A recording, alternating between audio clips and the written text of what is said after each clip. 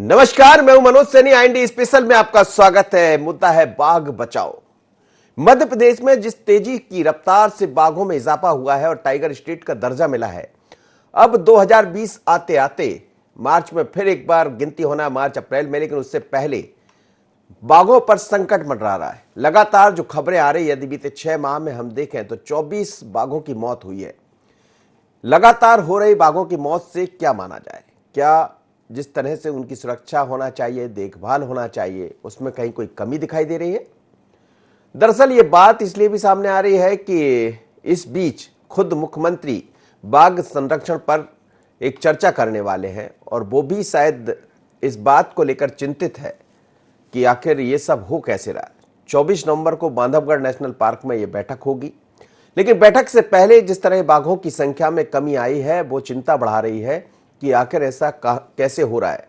जब तब खबरें आती रहती है कि यहां बाघ दिखाई दिया, वहां बाघ दिखाई दिया, लेकिन इस बीच में खबर यह भी आती है कि बाघों को लगातार मारा जा रहा है, शिकार किया जा रहा है, और जब संख्या ज्यादा बढ़ती है तो शिकारी भी एक्टिव हो जाते हैं। हालांकि कई पकड़े भी गए हैं। 8 साल के प्रयासों के बाद मध्य प्रदेश को मिला था टाइगर स्टेट का दर्जा। 2010 में प्रदेश से तमगा छिन गया था, लेकिन 2010 में प्रदेश में 257 बाघों की संख्या थी। 14 में संख्या बढ़कर काफी आगे दिखाई दी और 2018 आते आते ये संख्या 526 तक पहुंच गई। लेकिन अब जो संख्या है उसमें कहीं कमी ना हो जाए, जिस तरह की स्थितियां देखने में आ रही। चलिए आकाश जोड़ना है हमारे साथ, हमारे ब्यूरो चीफ समझते हैं। आकाश, हम देख रहे हैं कि लगातार बाघों की संख्या में इजाफा हुआ है, लेकिन बीते 6 महीने में हम देखें तो 24 बाघों की मौत हुई है। कुछ बाघ तो ऐसे हैं जो अपनी उम्र के कारण जिनकी मौत हुई है, लेकिन कई जगह से खबरें ऐसी आ रही है कि बाघों को अपना शिकार बनाया है शिकारियों ने। कुछ जगह अलग अलग तरीके से उनको मारा गया है। क्या ये चिंता बढ़ा रहा है? जी, निश्चित रूप से चिंता बढ़ाने वाली बात भी है मनोज जी, क्योंकि जिस तरीके से लंबे समय बाद जो है मध्य प्रदेश को टाइगर स्टेट का दर्जा मिला था और उसके बाद जिस तरीके से बीते 1 साल में अगर हम बात करें तो बाघों की मौत के मामले निकलकर सामने आ रहे हैं, वो कहीं ना कहीं चिंता बढ़ाने वाले हैं। और अगर ये सिलसिला इसी तरह चलता रहा तो कहीं ना कहीं मध्य प्रदेश को जो टाइगर स्टेट का दर्जा लंबे समय बाद मिला था वो छिन सकता है। यही कारण है कि इसको लेकर वन विभाग जो है एक्शन जरूर नजर आ रहा है, क्योंकि अगर हम बात करें तो जिस तरीके से जो है इसको लेकर एक पूरी सैटेलाइट मॉनिटरिंग सिस्टम बनाने की बात पूर्ववर्ती सरकार कर रही थी कि जंगलों में जो है जगह जगह कैमरे लगाए जाएंगे, इंफ्रारेड कैमरे जो सैटेलाइट से सीधे तौर पर कनेक्ट होंगे और किसी भी तरीके से मूवमेंट होता है शिकारियों का या बाघों का, क्योंकि अगर बाघों की संख्या भी बढ़ती है तो उसकी जानकारी भी जो है इन कैमरों के माध्यम से न सिर्फ वन विभाग को मिल सकेगी, बल्कि अगर शिकारी जंगल में एक्टिव होते हैं तो उसकी जानकारी भी। और इसके अलावा भी अगर हम बात करें तो शिकारियों के प्रयास रोकने के लिए समय समय पर वन विभाग द्वारा जो विशेष डॉग्स होते हैं, स्क्वाड टीम्स डॉगों की, वो भी तैयार की गई थी, लेकिन धरातल पर वो कुछ ज्यादा नजर नहीं आया। और यही कारण रहा कि हमने देखा है कि बीते कुछ दिनों से जिस तरीके से बाघों के मौत की खबरें सामने आ रही हैं, उसके बाद मध्य प्रदेश से जो टाइगर स्टेट का दर्जा है वो कहीं छिन ना जाए, इसकी चिंता साफ तौर पर जो अधिकारी हैं वन विभाग के, उनके माथों पर देखी जा सकती है। हालांकि वन विभाग के अधिकारियों का ये भी कहना है कि कई जो बाघों के मरने की जो सूचना आई है, उनकी मौत की जो खबर आई है, कई जो बाघ हैं अपनी औसत उम्र पूरी कर चुके थे और यही कारण है कि उनकी जो मृत्यु है वो प्राकृतिक तौर पर हुई है। लेकिन तकरीबन 6 से 7 मामले ऐसे भी हैं जहां पर शिकारियों ने जो है बाघ का जो है शिकार किया है। तो ऐसे मामलों को लेकर क्या पूरा रोड मैप है, क्योंकि अब सरकार को इस ओर न सिर्फ ध्यान देने की जरूरत है, बल्कि खास तौर पर ध्यान ही नहीं, इसको लेकर पूरी स्ट्रेटेजी बनाकर, प्लानिंग बनाकर काम करने की जरूरत है। और यही कारण है, माना जा रहा है, जो मुख्यमंत्री शिवराज सिंह चौहान भी एक बैठक करने जा रहे हैं बाघों को संरक्षण को लेकर। कल बांधवगढ़ में वो पहुंचेंगे। तो क्या ये माना जाए कि शिवराज जो मुख्यमंत्री हैं वो भी ये समझ पा रहे हैं कि हमें अपना जो तमगा मिला है बाघों का, टाइगर स्टेट होने का, उसे बरकरार रखना है? जी, निश्चित रूप से यही कारण है ये बैठक बुलाई गई है, क्योंकि मध्य प्रदेश के वनों में जो है पर्यटन को भी बढ़ावा देना, जो वन्य प्राणी है उनको बचाना। और खास तौर पर अगर हम बात करें तो जिस तरीके से मध्य प्रदेश में लगातार टाइगरों में इजाफा हुआ है, टाइगर स्टेट का दर्जा मिला है, उसके बाद राज्य सरकार में जिस तरीके से मध्य प्रदेश में सत्ता परिवर्तन हुआ, उसके बाद पहली बार होगा कि मुख्यमंत्री शिवराज सिंह चौहान बांधवगढ़ जाकर वन विभाग के अधिकारियों के साथ बैठक करेंगे। तो निश्चित रूप से इसको लेकर भी सीएम ने कुछ ना कुछ कार्य योजना जरूर तैयार करके रखी। यही कारण है कि जब अधिकारियों के साथ वो बैठेंगे तो पूरी प्लानिंग पर चलिए आप बने रहिए मेरे साथ आप बने रहिए। अजय दुबे है, सामाजिक कार्यकर्ता भी है, लगातार बाघों पर पर्यावरण को लेकर काम करते रहे, साथ ही RL सक्सेना साहब भी हैं, रिटायर्ड फॉरेस्ट अफसर हैं। 2 लोग मेरे साथ जुड़ रहे हैं। अजय दुबे जी, क्या कहेंगे? आप लोग लगातार सवाल भी उठाए जाते रहे आपके द्वारा, लेकिन हमने इस बीच में देखा कि टाइगर स्टेट का दर्जा भी मिला। अभी 526 बाघ पिछली दफा जब गिनती हुई 2018 में तो दिखाई दिए, और ये माना गया है कि अब मध्य प्रदेश सबसे ज्यादा बाघों को संरक्षित करने वाला एक स्टेट बन गया। लेकिन इस बीच में बाघों की लगातार जो मौत हो रही है, इसकी वजह क्या देखते हैं? देखिए, नमस्कार। मध्य प्रदेश में बाघों के लिए नंबर 1 टाइगर स्टेट का दर्जा मिला, इसकी खुशी है। लेकिन एक दर्जा और है। ये एक तरह से वन विभाग की असफलता के कारण 2016 से अभी तक बाघों का सर्वाधिक जो मृत्यु का आंकड़ा है वो मध्य प्रदेश के नाम है। 16, 17, 18, 19, 20 हम लगातार बाघों की मौत को रोकने में असफल हैं। इनमें अधिकतर डेथ वो हैं जो अननेचुरल है, अप्राकृतिक डेथ हैं, जो शिकारियों से हुई है, ये किसी दुर्घटना के शिकार हुए हैं। हाल में ही पन्ना में भी एक एक्सीडेंट में टाइगर का कब मारा गया। बांधवगढ़ के पास शहडोल में रेत के अंदर टाइगर का शव मिला। तो लगातार जो बाघों की डेथ हो रही है, इसके बारे में आप खुल के बात करनी चाहिए, और मुख्यमंत्री जी बांधवगढ़ में चर्चा करेंगे, अच्छी बात है। लेकिन ये वही बात हो गई कि जिन अधिकारियों की जिम्मेदारी तय करनी चाहिए, उनके साथ चर्चा करना का कितना सार्थक रहेगा। नेशनल टाइगर कंजर्वेशन अथॉरिटी की गाइडलाइन है, क्लियर कट है कि जहां पे अप्राकृतिक मौत हो बाघों की, वहां के अधिकारियों की जिम्मेदारी तय हो, वहां पर उनके विरुद्ध कठोर कार्रवाई हो। यदि ऐसा नहीं होता है तो निश्चित तौर पर बाघ की सुरक्षा में हमेशा खतरा रहता है।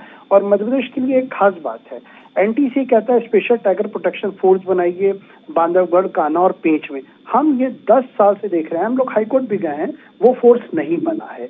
दूसरी बात, जो मध्य प्रदेश में बाघों के शिकार के प्रकरण पे हमें देखना है कानून का भय क्यों नहीं है। तो इसलिए नहीं है क्योंकि सजा का जो आंकड़ा है, मध्य प्रदेश का वन विभाग सजा दिलवाने में 99.9% असफल रहता है। अपराधी बरी हो जाते हैं। साइंटिफिक कलेक्शन जो एविडेंसेस का होता है वो नहीं हो पाता है, पैरवी कमजोर है। तो बाघों के शिकारियों के लिए मध्य प्रदेश पिछले 5 साल से स्वर्ग बना हुआ है। जी जी, बिल्कुल आपने एक बड़ी बात कह दी कि शिकारियों के लिए स्वर्ग बना हुआ है। इस समय सक्सेना साहब जुड़े मेरे साथ, फॉरेस्ट अफसर हैं। सक्सेना जी, आप तो खुद फॉरेस्ट में रहे हैं, आपने तमाम तरह की चीजों को देखा। एक तमगा है जिसकी तारीफ किया जाना चाहिए कि 526 बाघों को लेकर हम मध्य प्रदेश देश में सबसे अव्वल है। लेकिन ये जो लगातार अवैध कटाई, तमाम तरह की चीजें, इतना भारी भरकम बजट खर्च होता है, बावजूद इसके यदि जैसा अजय दुबे भी कह रहे हैं कि शिकार हो रहा है, और हमें लगता है कि सबसे ज्यादा सेफ स्टेट भी यही है कि जहां सबसे ज्यादा बाघ मारे जा रहे हैं, यदि संख्या भी बढ़ रही है तो मौत भी हो रही है। कहां गड़बड़ है? मैं सबसे पहले तो आप सभी को नमस्कार करता हूं, और इस बात की बहुत बहुत शुभकामनाएं कि हमारा प्रदेश कम से कम इस लेवल पे तो है कि हमको एक टाइगर स्टेट का दर्जा मिला। दुबे साहब ने अभी जो बोला कि इसके लिए वन विभाग के ही कर्मचारी दोषी हैं, मैं पूरा विरोध करता हूं इस बात का। वन विभाग के कर्मचारी दोषी तब होंगे जब वो खुद मार रहे हैं। बचाने में नाकाम ही होना और दोषी होना दोनों बहुत अलग अलग चीजें हैं। हमारे टाइगर्स जो हैं, कोई एक बहुत छोटी जगह तो नहीं है जू जिसमें पकड़ के बैठे हों, वो अपना घूमते हैं। इसमें निश्चित रूप से हमको पब्लिक की, जनता की, और जो भी हमारे टाइगर के टेरिटरी के आसपास के गांव हैं, उनके लोगों के सहयोग की अत्यंत आवश्यकता होती है।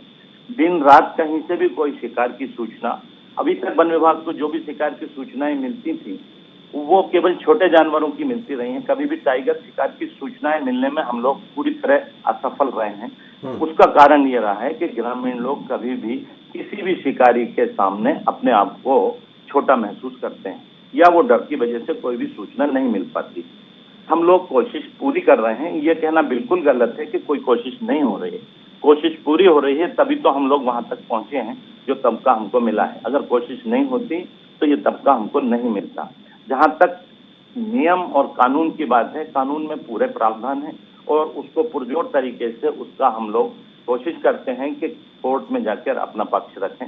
परंतु न्यायपालिका पर किसी का कोई भी विश्वास जो है कम नहीं है। न्यायपालिका अपना काम कर रही है, पर सामने जो हमारे सामने शिकारी या उस लेवल के लोग हैं वो निश्चित रूप से बहुत सक्षम हैं, जिनके सामना करने में हम लोग कहीं ना कहीं सक्सेना साहब, आपने एक बात कही है कि सूचना तंत्र हमारा उतना मजबूत नहीं है। जो मुखबरी जिसको कहते हैं वो होना चाहिए, वो नहीं हो पा रही। यदि मुखबरी नहीं हो रही है तो ये तो विभागीय मामला है। क्यों ऐसे लोगों को तैयार नहीं किया जाता, या क्यों ऐसे लोगों का विश्वास नहीं जीता जाता है कि वो आप तक पहुंच जाएं, वो उस बात को पहुंचा दें कि हाँ यहाँ ये लोग हैं, यहाँ ये शिकारी है? डर कहाँ है बीच में? कि हम लोगों की तरफ से हर कोशिश की जाती है ग्रामीणों को ये बताने की कि आप बिल्कुल सुरक्षित हैं, आप सूचना देंगे तो आपके खिलाफ कोई कार्रवाई नहीं होगी, आपका नाम गुप्त रखा जाएगा। बावजूद इसके हमारा जो नागरिक है वो क्यों डरता है, उसके विषय में एक अलग ही बिंदु है, उसको यहाँ पे डिस्कस करना मेरे हिसाब से उचित नहीं है। उस आदमी को जो शिकार कर रहा है वो कहीं बाहर से आ रहा है, लोकल आदमी को जोड़ रहा है और शिकार कर रहा है। जब वो लोकल आदमी उनसे जुड़ा हुआ है तो हमारे तक मुखबिरी आना बहुत कठिन हो जाता है। फिर भी आप देखें कि पूरी कोशिश की जा रही है और एक बहुत सुखद ये समाचार है कि हमारे माननीय मुख्यमंत्री जी भी इसकी ओर बहुत ज्यादा ध्यान दे रहे हैं। अभी हमारा बांधवगढ़ में जो मीटिंग होने वाली है, वो गलत कहना है कि जो चोर हैं उनके साथ मीटिंग कर रहे हैं दुबे साहब का, ये ठीक नहीं है। भाई मीटिंग तो उन्हीं के साथ करनी पड़ेगी ना जो सुरक्षा कर रहे हैं। मीटिंग किसी और डिपार्टमेंट से करने से क्या लाभ होगा मेरे को नहीं मालूम, पर बाघों की जो मौत है उसके बारे में हमको सचेत होना पड़ेगा। उनकी बात का मैं पूरा समर्थन करता हूं कि जब तक हम लोग सचेत नहीं होंगे और हमारी पब्लिक सचेत नहीं होगी, हम कुछ भी नहीं कर पाएंगे। एक आदमी कुछ नहीं कर सकता जब तक कि उसको जन सहयोग प्राप्त नहीं होगा। जी अजय दुबे जी, ये एक बड़ा सवाल है। वो जिनके साथ मीटिंग होना है वो भी सच, ये बात तो सच है कि बाघों की रक्षा कौन करेगा, वही फॉरेस्ट अफसर करेंगे। लेकिन मीटिंग होना और मीटिंग में क्या निर्णय लेना, ये एक अलग मुद्दा है। क्या उसमें मुख्यमंत्री जी उस तरफ बात करेंगे, और करेंगे जब एक समीक्षा करेंगे। लेकिन एक भारी भरकम बजट भी इस पर खर्च होता है। बजट की जो राशि है वो फॉरेस्ट के नाम पर अच्छी खासी मिलती है, लेकिन उसका इस्तेमाल यदि हम देखें, चाहे उसके लिए टेरिटरी बनाना हो या तमाम तरह की चीजें, वो कम दिखाई देती है। गड़बड़ तो होती है कुछ, ये बात सच है। और देखिए, सक्सेना साहब ने जो कहा वो एक उनका अनुभव है और उनका जो दृष्टिकोण था वो हम लोग को पता चला। लेकिन मैं 2-3 उदाहरण देता हूँ कि भोपाल से करीब 20 किलोमीटर दूर 2012 में एक टाइगर मारा गया था, उसका शिकार हुआ था बिजली के तार में। तो उसमें वन विभाग का एक कर्मचारी वहाँ का शामिल था उसमें। ठीक। दूसरी बात, पन्ना इंडिया का वो टाइगर रिजर्व है जहाँ से पूरे टाइगर समाप्त हो गए थे 2009 में। वहां पर जब जांच हुई तो मूर्ति साहब थे वहां पे फील्ड डायरेक्टर, और उनकी जांच रिपोर्ट से उजागर हुआ कि फॉरेस्ट के अधिकारियों ने मिलके शिकारियों के साथ वहां पे शिकार करवाए थे।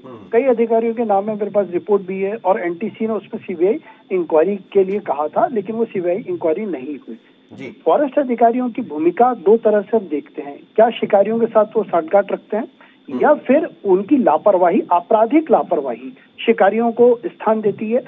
बांधवगढ़ का इतिहास है कि बांधवगढ़ में रेडियो कॉलर लगा के टाइगरों का शिकार हो जाता है, और वहां पर 4-4 दिन तक बाघों की रेडियो कॉलर के बावजूद वहां पे वो ये नहीं पता चलता कि उनकी डेथ कब हुई है। उनकी 4 दिन बाद बॉडी मिलती है। ठीक है, बांधवगढ़ में आज की डेट में सबसे अधिक टूरिज्म पर ध्यान दिया जा रहा है। क्या स्पेशल टाइगर प्रोटेक्शन फोर्स बनाना, जो एनटीसीए कह रहा है कि हम 100% आर्थिक सहायता देंगे, क्या वो सरकार की मजबूरी नहीं है? क्या वो कानूनी बाध्यता नहीं है? क्योंकि एनटीसीए के साथ आपने त्रिपक्षीय समझौता भी किया और वाइल्ड लाइफ एक्ट में उनकी निर्देश मानना जरूरी है।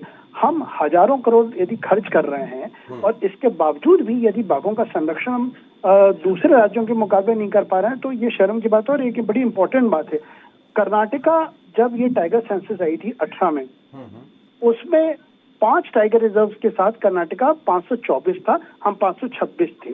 कर्नाटका 5 टाइगर रिजर्व के साथ हमारे बराबरी में जो टाइगर रख रहा है, तो आपको ये गौर करना होगा कि हमारे यहाँ 6 टाइगर रिजर्व हैं, उसके बावजूद भी हम उसके बराबर क्यों हैं? क्यों? क्योंकि वहां पर कन्विक्शन रेट अधिक है। वहां पर आपका जो अपराधी है उनको सजा यदि आप दिलवा सकते हैं तो ये आपकी काबिलियत, योग्यता होती है। दूसरी बात, वहाँ स्पेशल टाइगर प्रोटेक्शन फोर्स बना हुआ है, हम क्यों नहीं बना पा रहे हैं? जब आपको आज की डेट में अजय दुबे जी, आप बने रहिए, आपकी बात को मैं पूरा करूंगा। इस वक्त उत्तम कुमार शर्मा जो है, क्षेत्र संचालक है पन्ना टाइगर रिजर्व के। शर्मा साहब, आपका बहुत स्वागत है। और पन्ना तो वही है जहां से 2009 में सफाया हो गया था, बाघों का कभी उम्मीद नहीं की जा सकती थी, लेकिन अब वहां वन भी है और बाघ भी है, इसके लिए आपको बधाई। लेकिन अभी भी हम देख रहे हैं कि बाघों की मौत खासी दिखाई दे रही है, खासकर 6 महीने में हम देखें। आपके यहाँ से भी कुछ इस तरह की खबरें आई है, कहाँ देख रहे हैं आप, कहाँ चूक हो रही है, कहाँ लापरवाही या कुछ और? मैं सबसे पहले तो ये बताऊंगा कि पन्ना टाइगर रिजर्व में 2009 के बाद जो बाघों को बचाने और वापस रीइंट्रोडक्शन की प्रक्रिया शुरू हुई है, बहुत ही सफल रही है। 2009 में जहां हमारे पास में कोई भी बाघ इस टाइगर रिजर्व में नहीं था, आज की तारीख में हमारे पास कब्ज को मिला के करीबन 60 से ऊपर उनकी संख्या है। तो बहुत ही सफलतम प्रयास पन्ना टाइगर रिजर्व में बाघों के संबंध में किया गया है। अब बढ़ती संख्या के कारण बाघों का जो यहाँ पे क्षेत्र है, उस क्षेत्र से बाहर निकलना बड़ा ही संभावित है।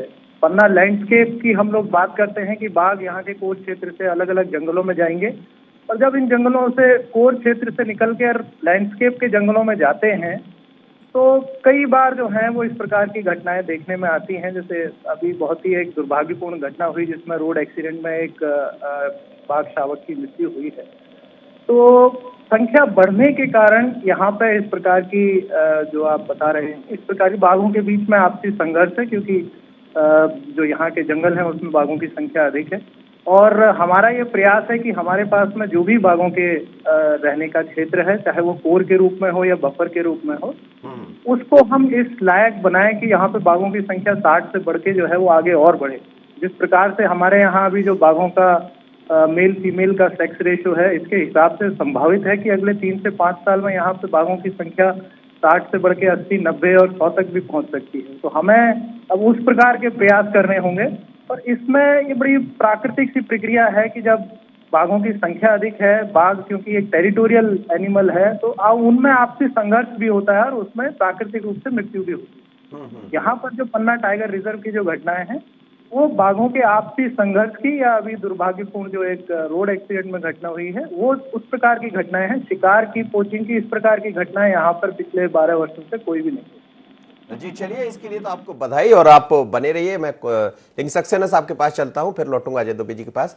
सक्सेना जी, जैसा कह रहे हैं, खैर पन्ना तो एक ऐसा उदाहरण है जहां बाघों का सफाया हो गया था, लेकिन आज हम बाघों की संख्या देख रहे हैं बड़ी हुई, जैसे 60 के लगभग, और ऐसा विश्वास जताया जा रहा है कि 80 से 100 के आसपास होंगे। लेकिन एक बड़ा मुद्दा यह भी होगा कि धीरे धीरे कर जंगल कम हो रहा है। इस बात को आप भी स्वीकार करेंगे। कई जगह से अवैध कटाई की खबरें आती है। वन विभाग पर भी कई तरह की जांचें चल रही है। यदि आप एक पूरी देखेंगे स्थिति, तो हमें लगता है कई ऐसे अफसर, कई ऐसे लोग हैं जो इसकी जद में आते हैं, जिन पर कार्रवाई भी हुई। हम ये नहीं कहते कि सभी अफसर इस तरह के हैं। अच्छा काम हो रहा है, जब तो आज हम तमगा ले पाए। लेकिन क्या इन सब चीजों की तरफ भी ध्यान देने की आवश्यकता होगी? और इसमें मैं फिर से सबसे पहले तो पन्ना टाइगर के डायरेक्टर साहब को बधाई देना चाहता हूं, और दुबे साहब से भी बोलना चाहता हूं कि जो चीज अच्छी हुई है उसकी तारीफ भी होना चाहिए। एक नेगेटिव चीज को देखते देखते हम पूरा नेगेटिविटी मान लेते हैं। जो पॉजिटिविटी है उसको भी देखना चाहिए। आज पन्ना में जो हुआ उसकी कोई तारीफ नहीं हुई। जहाँ पर हमने बधाई दी आपको, नहीं आपने दी, पर अभी दुबे साहब ने बिल्कुल भी उस विषय पर नहीं बोला। आज शायद बोलेंगे। रहा सवाल अवैध कटाई का, निश्चित रूप से अवैध कटाई हो रही है और हमारे जंगलों में जो अच्छी लकड़ी थी उसकी कमी भी होती जा रही है। मैं उसके लिए पुनः हमारे नागरिकों का ही वो मानूंगा कि नागरिक उस बात को मान के चलते हैं कि जो सबसे सरल पैसा कमाने का जरिया है उसका उपयोग करते हैं, और जंगल काट के पैसा कमाना शायद उनको सबसे सरल लगता होगा, इसलिए वो उस काम को कर रहे हैं। और पॉपुलेशन अपने आप में एक बड़ा फैक्टर है। जहां जहां आप देखें घने जंगल हैं, उसके चारों तरफ जो बहुत ज्यादा बड़े शहर हैं, वहां पर जंगलों की कटाई का ज्यादा केस मिल रहे हैं, जबकि छोटे शहरों में जहाँ पे उसकी खपत नहीं होती, या वो चोरी की लकड़ी या चोरी का जो भी वनोपज है उसकी खरीद करने के लिए लोग उत्साहित नहीं है, वहां पे कटाई नहीं हो रही है। लेकिन जहाँ महानगर हैं उनके आसपास के जंगलों में ये देखा जा रहा है कि निश्चित रूप से स्मगलिंग टाइप का काम हो रहा है, जिसको रोकने के लिए वन विभाग पूरी तरह से प्रयासरत है। ऐसा नहीं है कि वन विभाग सोया हुआ है। निश्चित रूप से आप देखेंगे आंकड़ों के आधार पर तो वन विभाग ने काफी पकड़ दकड़ की है, पर ठीक है, चूंकि इतना बड़ा क्षेत्र है और अमला कम है, कम अमले की वजह से भी और संसाधन भी कुछ कम है, उसकी वजह से कुछ चोरी तो होती है, इसको नकारा नहीं जा सकता। पर उसका रेशो उतना ज्यादा नहीं है कि कुछ दिनों में जंगल साफ हो जाएंगे। जंगल बढ़ रहे हैं, जंगलों में दोबारा से पेड़ पौधे लगाने का काम भी उससे तेज गति से हो रहा है। और मैं विश्वास दिला रहा हूं हमारे देश की जनता को, हमारे प्रदेश की जनता को और आपके माध्यम से सभी को कि कुछ दिन में जंगल कम ना होकर जंगल बढ़ने का काम भी शुरू होगा। चलिए, बहुत बहुत धन्यवाद सक्सेना साहब, आप मेरे साथ जुड़े। सक्सेना जी थे, बता रहे थे, ऐसा विश्वास जता रहे थे। लेकिन वापस चलता हूं अजय दुबे के पास। अजय जी, आप सुन रहे थे, 2 फॉरेस्ट अफसर मेरे साथ जुड़े हैं। पन्ना से अच्छी खबर है कि वहां संख्या 60 पहुंच गई, जैसा वो विश्वास जता रहा है कि संख्या 80 के लगभग हो सकती है। लेकिन जो जंगलों की अवैध कटाई हुई है या बाकी जो कमियां हैं, उन्होंने भी माना है कि एक दुर्भाग्यवश एक मौत हुई है रोड एक्सीडेंट में। अब जब जंगल कम होंगे, बाघों की संख्या बढ़ेगी, तो यही तो आगे चलकर एक बड़ी दिक्कत पैदा कर देगी। देखिए, पन्ना टाइगर रिजर्व निश्चित तौर पर अब एक अच्छी सफलता की तरफ है, लेकिन सफलता के साथ क्या होता है कि एक्टिविस्ट का काम क्रिटिकल एनालिसिस होना चाहिए। यदि फॉरेस्ट विभाग कुछ ऐसा लगता है कि कमियां सुनने में आ रही हैं या कुछ अतीत के ऐसे एग्जाम्पल्स हैं जिनके कारण सुधार बेहतर हो सकता है, तो उसको सुनना चाहिए। मैं सक्सेना साहब को बताना चाहूंगा कि पन्ना टाइगर रिजर्व में शर्मा साहब को भेजा इसीलिए गया है कि वहां पर पिछले 8 महीने में करीब 5-6 टाइगर्स की मौत हुई और उनमें से कुछ रेडियो कॉलर लगे हुए थे, उनकी मोर्टेलिटी सिग्नल जो थी उसको लोगों ने नोटिस नहीं किया। वहां पे लेपर्ड को भी शिकार किया गया तार से, तो टाइगर के अलावा लेपर्ड का भी शिकार हो रहा है। दूसरी बात जो हमें मेरे ख्याल से सबको पता होनी चाहिए कि पन्ना टाइगर रिजर्व ही मध्य प्रदेश में इकलौता टाइगर रिजर्व है जिसका कि टाइगर कंजर्वेशन प्लान अभी तक बना नहीं है। यदि प्लान नहीं बना है, उस पर एक संकट और खड़ा हुआ है कि केन बेतवा लिंक प्रोजेक्ट आ रहा है, 40% उसका एरिया उसमें है। शिकारियों की मूवमेंट्स किस कदर पन्ना में अब मेरे ख्याल से शर्मा साहब गए तो अब शायद अंकुश लगा हो। शिकारियों ने एक बाघ का सर काट के खेत में गाड़ दिया और उसकी सूचना फील्ड डायरेक्टर ने, जो तत्कालीन थे, उन्होंने नहीं दी थी। उस वक्त हमने ये बात कही थी कि जिस तरह से ये काटा गया है, उस समय फील्ड डायरेक्टर जो थे शायद भदौरिया जी थे, तो उन्होंने कहा था ये घड़ियाल ने खा लिया। उसके बाद वहां पे फॉरेस्ट ने भोपाल से टीम भेजी, पीसी से गए, चौहान साहब गए, सब लोग गए, पता चला कि शिकारियों ने उसका सर काट के और वहीं गाड़ दिया था। शिकारियों का हथियार आज तक नहीं पकड़ में आया और शिकारियों ने जो ऑफ द रिकॉर्ड हमें पता चला है कि वो सफल क्यों हुए पन्ना में, क्योंकि वहां पर अधिकतर पन्ना के जो स्टाफ है उनका वायरलेस काम नहीं कर रहा था। ये सब चीजें जो तकनीकी तौर पे रहती है, ये सब मेरे ख्याल से शिकारियों को कैसे पता चलती हैं कि टाइगर की मूवमेंट कहाँ पे है और किस तरह वो अंदर से हमला करके चले गए। और एक बात और है कि पन्ना के साथ तो वहां पर आसपास जो शिकारियों की मूवमेंट है पारसी समुदाय की, वो नोटिस करने वाली है, वो बहुत गंभीर खतरा है। संख्या बढ़ शर्मा साहब से ये समझ लेता हूँ, समय कम है। शर्मा साहब, ये जो कुछ सवाल है, ये निश्चित रूप से बड़े सवाल है, इनका कोई जवाब है आपके पास? देखिए, जो इन्होंने एक आखिरी घटना की अभी बात की कि टाइगर की वो हुई थी और उसके बॉडी पार्ट निकालने की, इसमें जो अभी तक जांच में हमारे पास में खबर है अभी, क्योंकि इसकी जांच चल रही है, मैं ज्यादा इस प्रकरण के बारे में नहीं बताऊंगा, पर इसमें कोई बाहर के पोचर शिकारी इन्वॉल्व नहीं है अभी तक की, जो है कि कोई इसमें ऑर्गेनाइज गैंग इसमें इन्वॉल्व नहीं है। कोर के क्षेत्र में ही एक पलकोहा गांव है जो कि विस्थापित नहीं हुआ है। एक अपॉर्चुनिस्टिक, हाँ कह सकते कि अपॉर्चुनिस्टिक किलिंग टाइप की थी कि शेर दुर्भाग्यपूर्ण जैसे भी मरा हो और बॉडी पार्ट किसी एक लालच में, किसी एक विश्वास के चलते अलग करने की कोशिश की। तो ऐसी पोचिंग की घटना हमारे पन्ना टाइगर रिजर्व में नहीं हुई है, प्रयासरत है। देखिए, बड़ा पार्क है, टाइगरों की संख्या बड़ी है, कार्य करने के तरीके हम लोग भी जो है वो अब उसी हिसाब से बदल रहे हैं।